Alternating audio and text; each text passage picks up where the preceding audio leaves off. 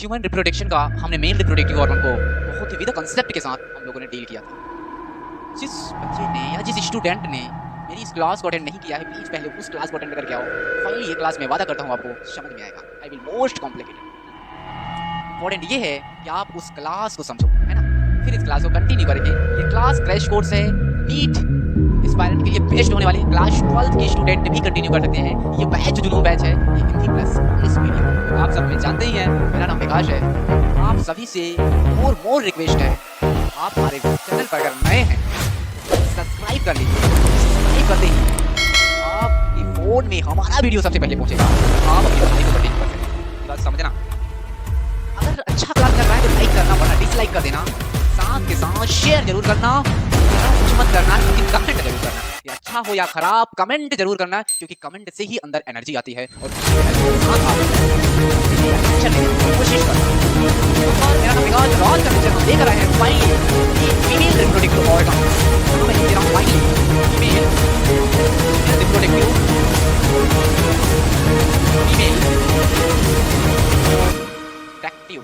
Reproductive organ.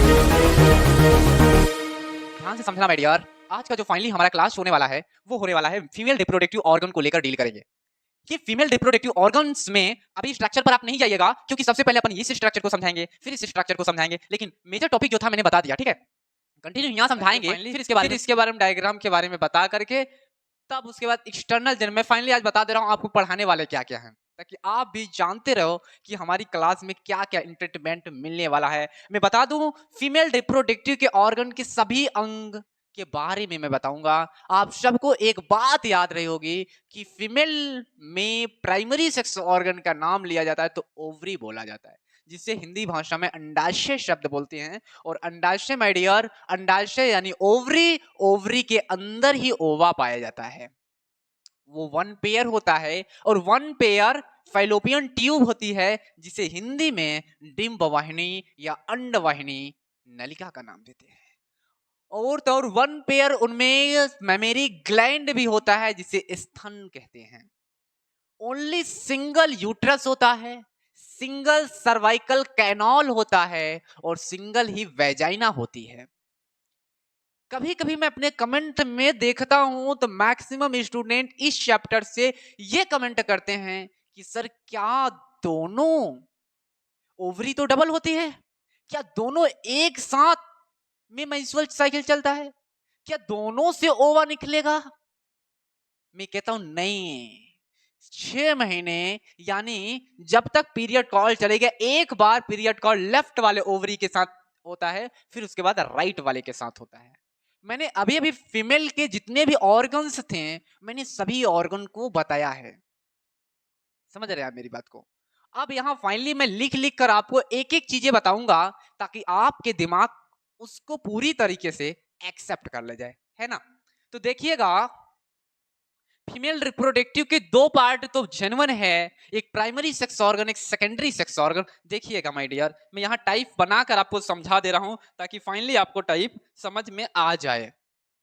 यहीं से मैं समझाने की कोशिश करूंगा। यहाँ पार्ट में समझाऊंगा फीमेल रिप्रोडक्टिव ऑर्गन के।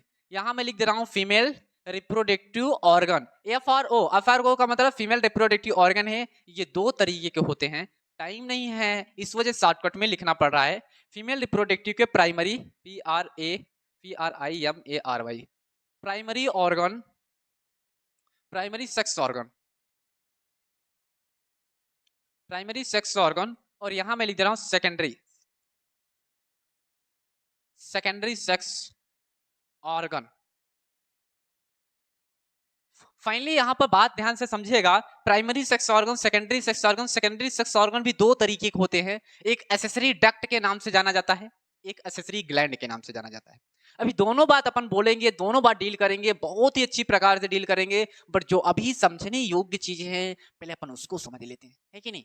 देखिएगा, फीलिंग जरूर कीजिएगा तभी मजा आएगा। ये चीजें दो तरीके का होता है, मैं बता दूं आपको। एक accessory, ACCESSORY, accessory duct, accessory duct होता है। और एक मैं बता दूं एसेसरी ग्लैंड होता है। ये देखिए, एसेसरी डक्ट, एसेसरी ग्लैंड, सहायक नली और सहायक ग्रंथि। मैं दोनों के बारे में आपको वीआईपी से समझाने की कोशिश करूंगा, बट समझने की कोशिश ये करना, एक्सेसरी डक्ट में मैं 3 चीजें लाकर आपको बताने वाला हूं। एक पहला है फैलोपियन ट्यूब, यही मैं समझा दे रहा हूं। यहाँ एक्सेसरी डक्ट के अंतर्गत माय डियर, यहाँ एक्सेसरी डक्ट के अंतर्गत 3 चीजें फॉर्म में आती हैं, अगर आपको दिखाई दे रहा होगा। Thank you. वही चेक करने गया था कि आवाज प्रॉपर आ रही है या नहीं आ रही है। ठीक है, चलिए देखते हैं। नहीं नहीं, कमेंट देख रहा था ना, तो प्रॉब्लम हो रही थी वहां पर। ठीक है, एक्सेसरी डक्ट में सहायक नली में ये अंडवाहिनी है जिसे हम फैलोपियन ट्यूब का नाम देते हैं। ये हमारा गर्भाशय है जिसे यूट्रस कहते हैं, और ये हमारे वेजाइना है जिसे योनि वाला पार्ट बोल देते हैं। यहाँ पर ध्यान दीजिएगा, ये एक्सेसरी डक्ट है। एक्सेसरी डक्ट 3 प्रकार का, गैल एक्सेसरी डक्ट या ग्लैंड में बारथोलिन होती है। बारथोलिन, बारथोलिन ग्लैंड, बारथोलिन ग्लैंड होती है। हिंदी में लिख दे रहा हूं, बारथोलिन, बारथोलिन ग्लैंड। सब फीलिंग आएगी तब जब एक स्ट्रक्चर दिखाऊंगा तब। प्राइमरी सेक्स ऑर्गन में ओनली एक आता है, ओवरी आता है। ओवरी जिसे अंडाशय बोलते हैं, अंडाशय का नाम देते हैं, ये हमारा प्राइमरी सेक्स ऑर्गन होता है। सेकेंडरी सेक्स ऑर्गन में यही सब आते हैं। सेकेंडरी सेक्स ऑर्गन में क्या क्या आते हैं फाइनली आपके सामने है, आप देख सकते हैं। एक बार स्क्रीनशॉट ले लीजिएगा, क्योंकि जगह नहीं है, मुझे आगे भी कंटिन्यू करना है चीजों को ना। तो यहाँ देखिए, अंडवाहिनी है, फैलोपियन ट्यूब बोलते हैं इसको, और ये गर्भाशय यूट्रस है, और ये वेजाइना है। वेजाइना यानी योनि है, ठीक है। और ये एक्सेसरी ग्लैंड है जिसे बारथोलिन ग्लैंड कहते हैं। समझदारी के लिए इतना ही काफी है। FRO का मतलब होता है फाइनल रिवीजन ऑर्गेनाइजेशन में, समझ लेना। इसको कहते हैं फीमेल रिप्रोडक्टिव ऑर्गन्स, है ना। फीमेल रिप्रोडक्टिव ऑर्गन का मतलब होता है स्त्री जनन तंत्र, हिंदी भाषा में। हिंदी वाले स्टूडेंट मैक्सिमम बैठे हुए हैं, इस वजह से मुझे बोलना पड़ा, ठीक है। तो यहाँ पर प्राइमरी सेक्स ऑर्गन है, सेकेंडरी सेक्स ऑर्गन, प्राथमिक जनन तंत्र, सेकेंडरी मतलब द्वितीय जनन तंत्र, ठीक है। और यहाँ पर जो आता है, यहाँ ओवरी होता है, ओवरी मतलब अंडाशय हो गया, और यहाँ सेकेंडरी का मतलब ये सारी प्रॉब्लम क्रिएट हो जाती है। अच्छा, मजे की बात क्या है, कैसे अपने को फीलिंग आएगा कि हाँ सर ये चीजें तो यही होती है। एक चीज और मैं बता दूं, थोड़ा सा यहीं पर रह करके, इधर जगह नहीं है, मैं यहीं बता दूं, थोड़ा ओवरी के बारे में बताना पड़ेगा मेरे को भाई साहब। अगर आपको यहाँ दिखाई दे रहा होगा ना, तो 4-6 बातें हैं, मैं लिख दे रहा हूँ फटाफट करके। ओवरी से रिलेटेड पहली बात तो हमारी एनसीईआरटी में सीधे ही बता दिया है कि ओवरी फीमेल रिप्रोडक्टिव ऑर्गन की प्राथमिक जनन तंत्र है। समझ रहे हैं, इसकी जो साइज होती है वो कितनी होती है। कभी कभी साइज पूछता है, नहीं भी पूछता है, ठीक है। तो उसमें बहुत ज्यादा कॉम्प्लिकेटेड होने की आवश्यकता नहीं है। ओवरी के अंदर ही जब मेंस्ट्रुअल साइकिल, ओवरी 1 पेयर होता है, मैं बता दूं 1 पेयर, एक पेयर ओवरी होती है, मतलब 2 ओवरी होती है, ऐसे लटके रहते हैं।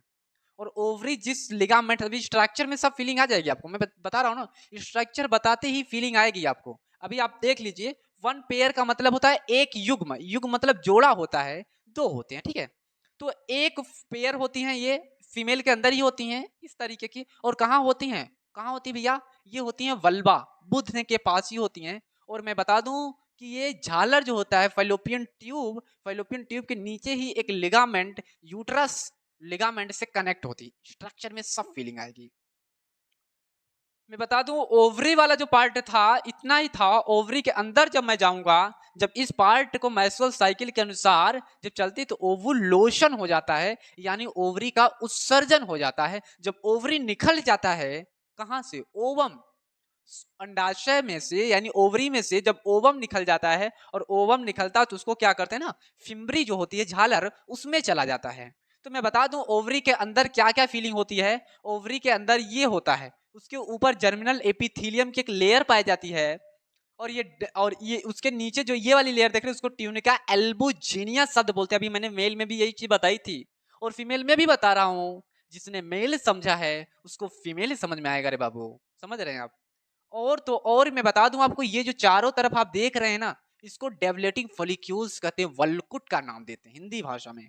और ये देख रहे हो ये वाली, इसको, ये कॉर्टेक्स है, और ये मेडुला, बीच में मीडिएटर जो बनकर आता है वो मेडुला है। इसकी स्ट्रक्चर में आगे पढ़ाऊंगा। और ये कॉर्टेक्स और मेडुला मिलता है तो स्टोरमा बन जाता है। मजे की बात जानते हो क्या, मैं चाहता तो यहीं पर मैं बता देता, लेकिन क्या होता है ना, हर चीज एक दूसरे से लिंक्ड है। मेरी बात समझना, ये सारी चीजें एक दूसरे से लिंकेड हैं। ये स्पर्मेटोजेनेसिस पढ़ाने के बाद ही oogenesis पढ़ाऊंगा आप लोगों को। और oogenesis का मतलब अंड जनन, और वहां सारी फीलिंग आपको आएगी, प्राइमरी प्राथमिक पुट्टिका, सेकंड द्वितीय पुट्टिका, तृतीय पुट्टिका, ग्रेफियन पुट्टिका, पुट्टिका निकलेगी टूटेगी तो क्या होगा, कैसे होगा, ये सारी फीलिंग वहां पर देने की कोशिश करो जब मैस्वेल साइकिल पढ़ा रहा होगा, क्योंकि मैस्वेल साइकिल पढ़ने से ये सारी चीजें ऑटोमेटिक क्लियर हो जाएंगी। समझ रहे? अभी मैं कितना भी बता दूं आपको लेकिन समझ में नहीं आएगा ये चीजें, क्योंकि आगे को रिलेट करती है। थोड़ा सा फीलिंग में दिला रहा हूं, ये ओवरी के बारे में थोड़ा सा इंफॉर्मेशन मैंने दिया, कितना आप याद रखोगे कि ओवरी एक पेयर होती है, स्ट्रक्चर में दिखा दे रहा हूं, यहां पर आइए कुछ देखिए आप, यहां पर यहां ओवरी आपको दिखाई दे रही है, ये पूरी फैलोपियन ट्यूब है, सॉरी सॉरी सॉरी सॉरी, ये जो यहां से देख रहे हैं यहां तक की, इस पूरे को हम फैलोपियन ट्यूब का नाम देते हैं। माय डियर, अब मेन कहानी स्टार्ट होती है। मजे की बात क्या है यहां पर जो मैं समझाना आपको चाहता हूं, ये पूरा जो देख रहे हैं ये यूटेराइन कैविटी है, पेल्विक यूटरस, ये यूटेराइन कैविटी है, ठीक है, गर्भाशयी गुहा है, और ये जो दिखाई दे रहा है सर्विक्स है, और ये जो दिखाई दे रहा है ये यहां से यहां तक ये वैजिना है, योनि है, ये सर्वाइकल कैनाल है। और मैं बता दे रहा हूं, एक चीज मैं बता दूं कि सर्वाइकल कैनाल और योनि ये दोनों मिलती हैं तो एक बर्थ नाल का निर्माण कर देती हैं, यानी बर्थ कैनाल बना देती हैं। यही मैं लिख दे रहा हूं, cervical cervical cervical canal, canal plus vagina, cervical canal plus vagina, ये दोनों मिल करके birth canal, birth canal, birth canal का निर्माण करते हैं, यानी जन्म नली। जन्म लेने जहां बच्चा निकलता है एक नली होती है ना, तो नली किस किस से मिलकर बनती है, कभी कभी हमारी एनसीईआरटी या हमारे क्वेश्चंस में ये भी पूछ लेता है, तो वो भी समझना। बर्थ कैनाल जो है वो सर्वाइकल कैनाल और वेजाइना है, ये दोनों पार्ट से मिलती है तो बर्थ कैनाल का निर्माण हो जाता है। मेरी यार ध्यान से समझिएगा मेरी बात को।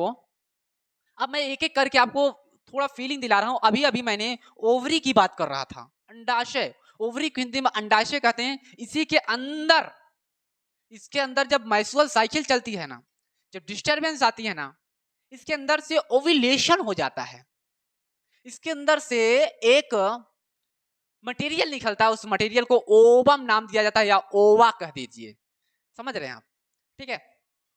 तो ये है ओवरी। कहीं ना कहीं ये देख रहे हैं आप, ये एक लिगामेंट है। कौन सी लिगामेंट है भाई साहब? ये गर्भाशयी ओवरियन लिगामेंट से कनेक्ट होता है, जुड़ा होता है ओवरी। और ऊपर देख रहे हैं फिम्बरी है, झालर है, इसको हम झालर या फिम्बरी, फिम्बरी या झालर कहते हैं, झालर कह लीजिए। ये फिम्बरी का काम करता है। इसके ऊपर इनफंडिबुलम होता है जिसे हम कीप का नाम देते हैं, कीपक भी बोलते हैं, कीप भी कहते हैं। ये क्या करते हैं, जैसे ही ओव्यूलेशन हुआ वैसे ही ओवरी अंडा जो ओवम होता है, वो भी सेकेंडरी वाला ओवम को ले जाकर यहाँ रख दिया जाता है इनफंडिबुलम में, और यहाँ से धीरे धीरे पार्ट जाता जाता यहाँ रुकेगा माय डियर, समझना मेरी बात। अब आकर फाइनली यहाँ पर क्या रुका, ओवम, लिख दे रहा हूं यहाँ पर ओवम या ओवा। ओवा आकर यहीं पर टिकता है और वेट करता है। किस चीज का वेट करेगा, ध्यान समझिएगा, किस चीज का वेट करता है, ये यहां पर सीमेन यानी स्पर्म का वेट करता है। और फर्टिलाइजेशन मैं बता दूं एक बात कि फर्टिलाइजेशन की प्रोसेस भी यहीं पर होती है, कहीं नहीं, यहीं पर फर्टिलाइजेशन, फर्टिलाइजेशन होता है।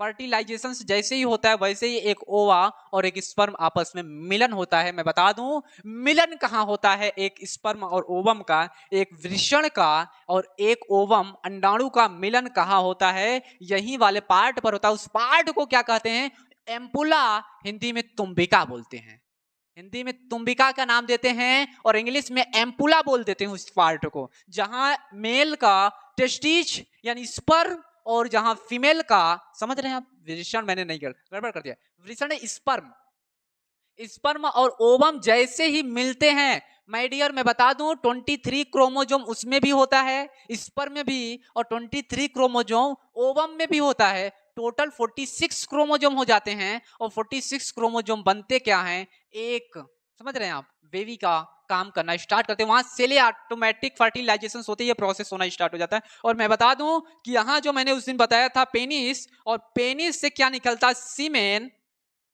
पेनिस से सीमेन निकलेगा, ऐसे ही जाता जाता जाता जाता, समझ रहे हैं, ऐसे ये यहाँ पर जाकर रुक जाता है। जैसे यहाँ पर गया वैसे ही दोनों टकराए और टकराते ही मिलन हो जाती है। दो, दो मतलब दो किसकी, दो अजनबी जब एक हो जाते हैं, घुल मिल जाते हैं, तो उसमें क्या ही होता है आप समझ रहे हैं।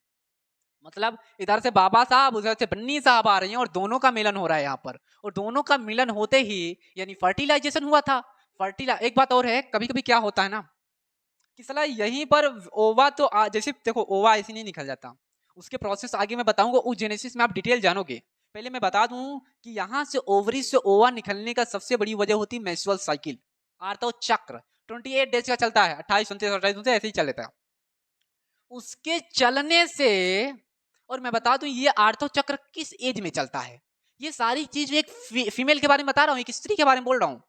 ये चीजें चलती हैं जैसे ही एक फीमेल 10 से 12 साल की होती है ना, उसमें यूथ की अवस्था समझ में आने लगती है, और उसमें मैस्ट्रुअल साइकिल ऑटोमेटिक चलेगी, और मैस्ट्रुअल साइकिल जब चलती है ना, तब उसके हार्मोन्स भी रिलीज होते हैं, progesterone, estrogen my dear. Progesterone, estrogen female के एक 6 हार्मोन्स होते हैं जो निकलते हैं, और निकल करके क्या कहते हैं, ओविलेशन करा देते हैं। ओविलेशन कराने का मतलब ओ अंडाणु में से, यानी अंडाणु में से क्या करते हैं, उसको ओवा को बाहर निकाल देते हैं। और ओवा को निकालते इसीलिए हैं ताकि एक स्पर्म और ओवम का मिलन हो जाए। अच्छा, बात यहाँ हुई। अब मजे की बात क्या है, ये जो संकीर्ण पथ है जो पतला हुआ है, उसका नाम ही है इस्थमास्त। इस्थमात, अब याद रखिएगा, फैलोपियन ट्यूब की साइज यहां से लेकर यहां तक की 10 से 12 सेंटीमीटर लेंथ होती इसकी माय डियर। कभी कभी पूछा भी जाता है कि 10 से 12 सेंटीमीटर लेंथ होती है किस चीज की, फैलोपियन ट्यूब की। मेरे साथ नोट बनाकर लिखते जाना, मैं स्ट्रक्चर को फीलिंग करा रहा हूं, तो आप जो चीजें नहीं है उसको लिखते जाओ, ठीक है। यहां से लेकर यहां तक की चीजें जब चलती हैं, तो यहां से यहां साइज नापी गई थी, तो 10 से 12 सेंटी, देख रहे हो इतना टेक्निकल आ गया यार, मतलब इस चीज को भी नहीं छोड़ा, सब नाप दिया साले ने। चलो कोई बात नहीं है, यहां से लेकर यहां तक नापा गया है, और नाप कर फाइनली ये बताया गया है कि 10 से 12 सेंटीमीटर की फैलोपियन ट्यूब होती है। समझ रहे हैं आप। एक बात और, यहां जो आप लेयर देख रहे हैं, 1 2 3, पहली लेयर ये सब यूट्रस है, सब गर्भाशयी भित्ति है माय डियर। और गर्भाशयी भित्ति जो होती है, जिसे हम यूट्रस वॉल का नाम देते हैं, ये 3 लेयर्स होती हैं।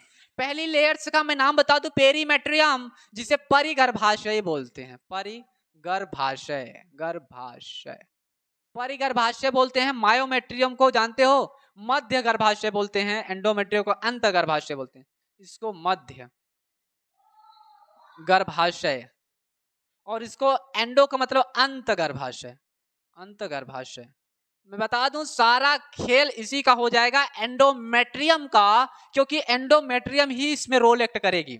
अब ध्यान से समझिएगा, जो पेरीमेट्रियम सबसे ऊपर परत है वो पतली होती है, ये बात सही है, और उसके बीच वाली जो मायोमेट्रियम होता है वो मोटा होता है, चिकना भी होता है।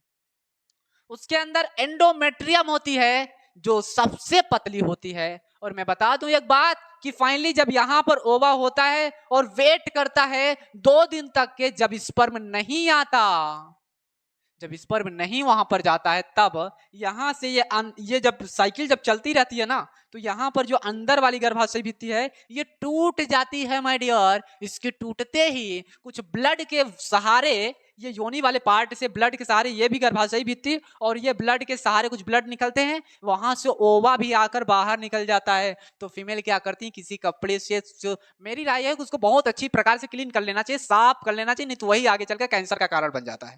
ठीक है, कुल मिलाकर कहने का मतलब यही है मेरा। तो इसका सबसे बड़ी वजह यही है कि वो वेट करती हैं स्पर्म का, और स्पर्म ना मिलने से 2 दिन तक तो वेट करेंगे, उसके बाद ऑटोमेटिक ही उसमें जो, समझ रहे हैं आप मेरी बात, जो उसमें एंडोमेट्रियम्स होती है वो टूट जाती है, और उसके टूटते ही ब्लड बहेगा थोड़ा सा, और ब्लड की ही सारे 1 से लेकर 5 दिन तक, शायद 3 दिन तक वैसे कुछ ब्लड का फ्लो होता है, ठीक है। उसके बाद ऑटोमेटिक बंद, फिर मेंस्ट्रुअल साइकिल चलेगी, और मेंस्ट्रुअल साइकिल चलेगी तो पुनः बनेगी, और फिर से गर्भाशय भित्ति मोटी होगी, तगड़ी होगी, और पुनः मैच्योर हो जाएगी, और पुनः ओवरियन होगा, पुनः अंडा से निकलेगा, पुनः यही कार्यक्रम होता रहता है। ये प्रॉब्लम है। तो ये 3 ठे गर्भाशयी भित्ति होती है, मैंने तीनों का नाम बता दिया। ये सर्वाइकल कैनल्स होते हैं माय डियर, और यहाँ योनि होती है, जिसे हम इंग्लिश भाषा में वेजाइना का नाम देते हैं, ये वेजाइना है। आई होप आपको इतनी सारी बातें समझ में आ गई है इस रिलेटेड फीमेल रिप्रोडक्टिव ट्यूब में मैंने फैलोपियन ट्यूब के बारे में बताया, ओवरी के बारे में बताया, साथ के साथ सर्वाइकल कैनाल, वेजाइना, ये सब वेजाइना के स्ट्रक्चर को डील करा रहा हूं। बस आप 1 मिनट रुकिए, मैं थोड़ा सा चाय पी करके मैं इस टॉपिक को आज के आज ही क्लियर कर दूंगा, ये मेरा प्रॉमिस है। It's okay.